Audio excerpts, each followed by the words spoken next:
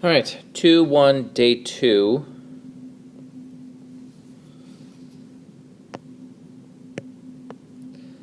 Got just a few more topics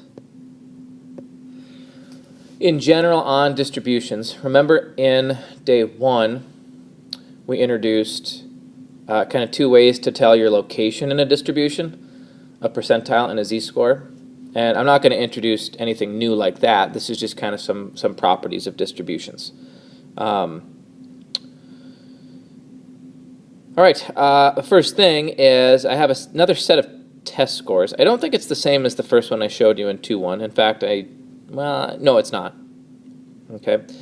But what we're going to look at here is what happens if you were to take a set of data and you were to add a constant, say 5. And the way that shows up with these test scores is 5 points of extra credit were given. Maybe it was a 5-point curve or something like that, but everybody's score was upped 5 points. What was the effect? Okay. Now I want you to start to think about this in one of 2 categories, and in general it's the way you should approach examining distributions. Looking at measurements of center and measures of spread. Okay, so let's get ahead of the game here and say M, which is median, and X bar, which is mean. Those are our kind of 2 preferred measures of center. For measures of spread, we've talked about range, the interquartile range, and our favorite, standard deviation. Okay? So here's X bar.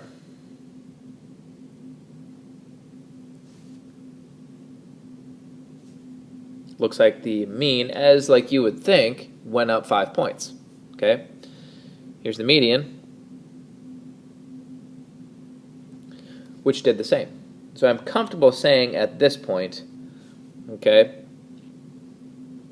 let's say that our constant, right, we like to generalize this and, a constant C. In this case it's 5, but whatever it is, your median add or subtract C. In this case it's adding, and X bar add or subtract C. Okay? Where things get a little interesting are S sub X, there's your standard deviation, no change. Here is your interquartile range, stays at 9, and your range stays at 36. We could generalize that saying, if you're talking about a measure of spread, adding or subtracting a constant to a distribution results in no change. And if you look at the 2 distributions, it kind of makes sense, right? This one on the bottom, everything just shifted over to the right 5 units. That moved the measures of center, right? The mean's no longer in the same spot. It moved 5 spots over to the right, but the difference between the maximum point and the minimum, same. Q3 to Q1, same. And the standard deviation, which tells you the average distance of the points away from the center, it's all still the same. Okay. When that one comes up in word problems, it can be a little bit tricky to catch because you get tempted to say, well, if you added, let's say, 10 to a distribution, the standard deviation should go up 10. But it doesn't change. Now let's head down here with the same set of data and say that the scores were converted to percents. Okay?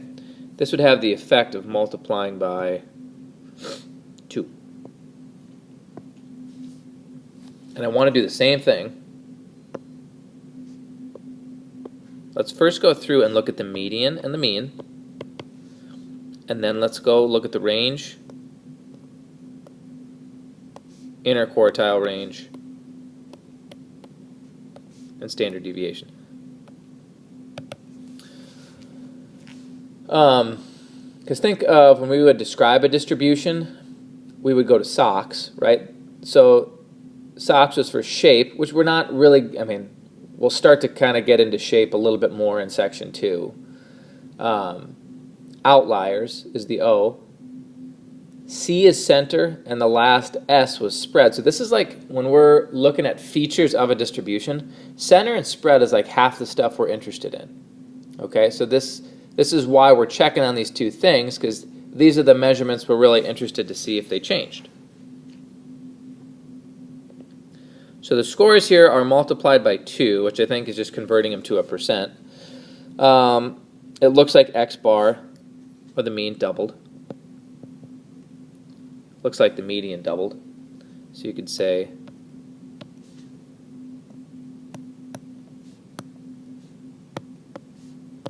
right? And again, let's just say in context here that C is 2, right? But it would apply to any constant. There's nothing special about 2. Different story here, though. Check out the range, interquartile range, and S. They all appear to double as well.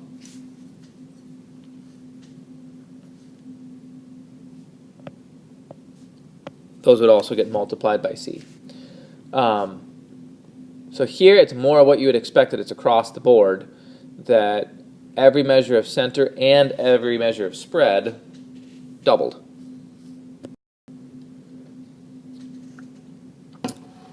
We've seen this kind of question before, but I want us to see them again just because it allows us to kind of transition the discussion to shape, which we'll get into a little bit here and more in section 2.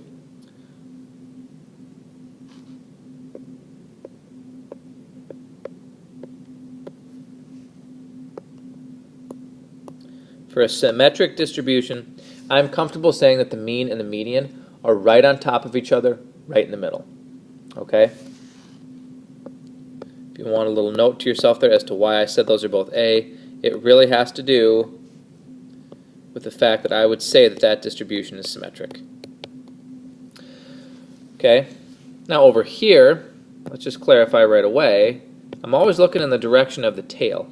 It looks like there's some unusually small points to the left side, which we would call that a left skew. Okay? You could also go off of, if you were to like cover up the tail, and then the distribution looks symmetric, wherever you covered that up, that tail, that's the direction of that skew. Right? Without it, you'd have probably some pretty symmetrical data, but with it, it's skewed that side.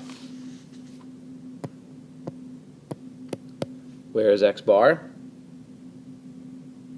Where's the median?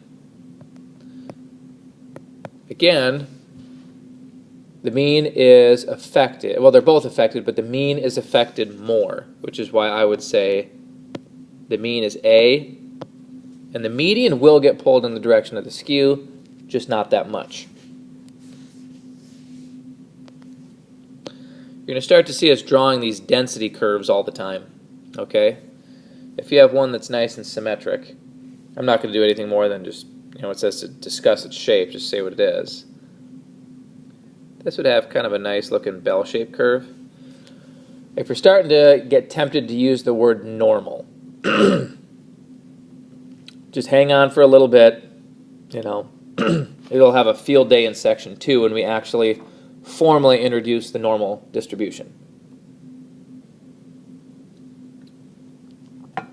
In the meantime, let's call this symmetric.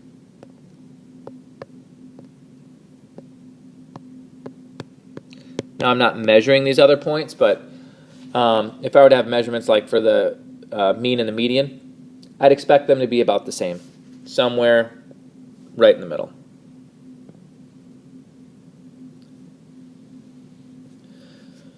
Baseball incomes have, we had mentioned this in chapter 1, that anything financial tends to usually follow a right skew. There's a limit on how little you could make. Nothing.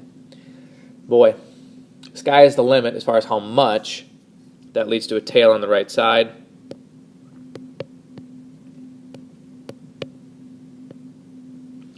Which would be a good old right skew. Right? Now when I identify that shape, I'm thinking, all right, I would expect the mean to be bigger than the median, because it should be pulled by that skew more. Then the number of teeth lost by second grade.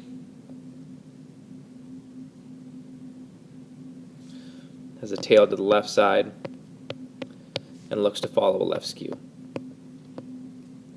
Now don't think for a minute that these are the only shapes of distributions. There's a couple more that we'll dabble with, like a bimodal that has two peaks. There's actually lots and lots and lots of different types of distributions, but you will see throughout this year symmetric and normal, right skew, left skew. Oh boy, those are really the four that we would kind of expect to see quite a bit. Last topic I want to hit for the day is the idea of standardizing data. Okay, in day one, we got into the topic of a z-score. Okay, take away the mean, divide by the standard deviation. In fact, let's throw that on here. A z-score, you take your piece of data, take away the mean, put it over the standard deviation. If you hear the phrase standardizing data, that is what's going on with these test scores from here to here. If you go and you switch all of your data to z-scores, okay, you get a distribution that you would now say has been standardized. Okay, the mean, I think last week we touched on that. Because if you look at the definition of a z-score, you can kind of pick up on what it would be. Right, if we go get the z-score of our mean, and you look at the top of the fraction, you can see that is going to happen every time. Okay? And you look down here on the standardized data, sure enough, that distribution looks to be centered right at 0. Okay? Now you might be thinking, is that always going to be the case? And the answer is yes. Think of what we're doing to this data. Standardizing it. Okay, so it should be the same for any distribution no matter what the units are. Once you switch it all to z-scores, it's centered at 0 no matter what. Standard deviation. Well, let's take a piece of data that's one standard deviation above.